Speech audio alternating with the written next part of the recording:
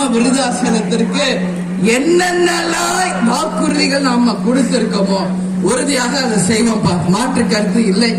சரியா? இன்னைக்கு மிகப்பெரிய ரயில்வே ஜங்ஷன் இருக்கு, எல்லாமே இங்க ரயில் எல்லாம் நிக்கணும். Metro rail Chennai to Trichy வரணும்.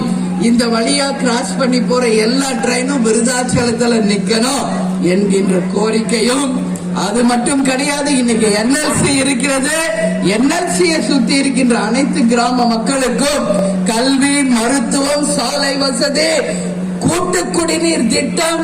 இன்னைக்கு அந்த தண்ணியை குடிச்சதுனால கிட்னி பாதிச்சு டயாலிசிஸ் பண்ற நிலைமையில நம்ம மக்கள் இருக்காங்க.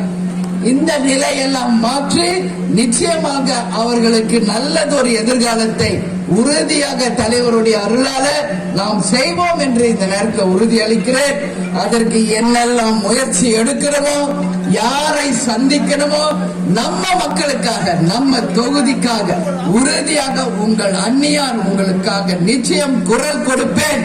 அது அசம்பிளியாக இருந்தாலும் சரி, சுதீஷ் மூலமா பார்லிமெண்டா இருந்தாலும் சரி, பிரைம் மினிஸ்டரா இருந்தாலும் சரி, சிஎம் இருந்தாலும் சரி, உங்களுக்காக அங்க போய் நான் நின்று அந்த தொகுதி நம்ம தொகுதிக்கு நிச்சயமாக நான் பணியாற்றுவேன் என்பதை இந்த நேரத்திலே உங்ககிட்ட சொல்ல கடமைப்பட்டிருக்கிறேன். எல்லாரும் கேப்டன் 50 ஆண்டு காலம் இந்த நாட்டுக்காக உழைச்சிருக்க.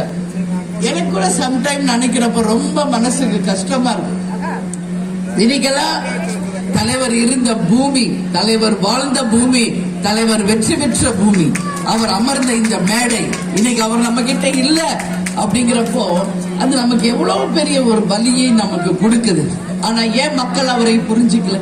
இன்னைக்கு சொல்றாங்க, எல்லாரும் பேசுறாங்க, இன்னைக்கு இருந்தா அவர் தான் முதல்வர், இன்னைக்கு இருந்தா அவர் தான் முதல்வர்னா அப்ப அவர் வாழ்க்கையே மக்களுக்காக வாழ்ந்த காலம் ஏன் அவருக்கு நீங்க அங்கீகாரம் கொடுக்கல என்றுதான் உங்களை கேள்வி கேட்க தோணுது. விருதாச்சலம் மட்டும் இல்ல, இது மூலம் தமிழ்நாடு மக்கள் அனைவர்கிட்ட எனக்கு கேட்க தோணுது.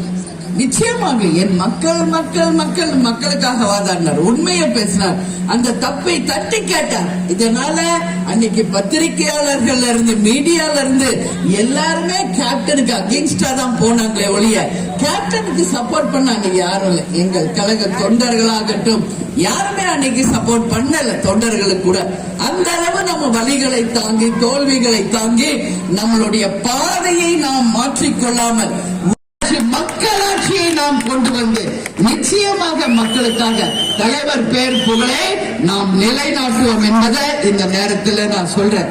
தலைவர் எங்கும் போகல, நம்ம கூட தான் இருக்கிறார்.